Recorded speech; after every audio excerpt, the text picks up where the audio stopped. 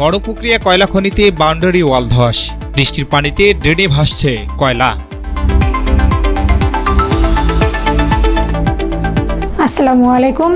এমকে টেলিভিশনের নিয়মিত সংবাদে আপনাদের স্বাগত জানাচ্ছি। আমি ঋতু আক্তার। এতক্ষণ শুনলেন সংবাদ শিরোনাম, এখন ডেস্ক থেকে বিস্তারিত। দিনাজপুরের পার্বতীপুর উপজেলায় অবস্থিত বড়পুকুরিয়া কয়লা খনি এলাকায় ভয়াবহ এক ঘটনার সৃষ্টি হয়েছে।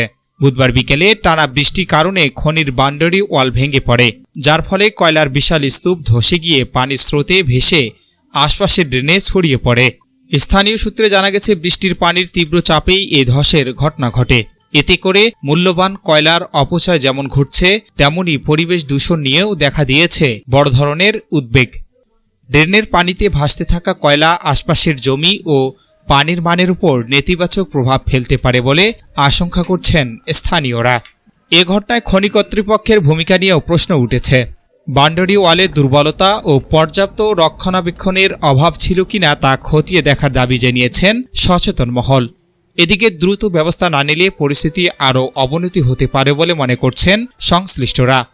স্থানীয়দের দাবি, ক্ষয়ক্ষতি নিরূপণ করে দায়ীদের বিরুদ্ধে প্রয়োজনীয় ব্যবস্থা গ্রহণ এবং ভবিষ্যতে এমন ঘটনা এড়াতে টেকসই পদক্ষেপ নেওয়া জরুরি।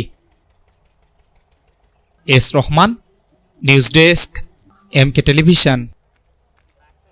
পরবর্তী সংবাদ দেখার আমন্ত্রণ জানিয়ে শেষ করছি এমকে টেলিভিশনের সংবাদ।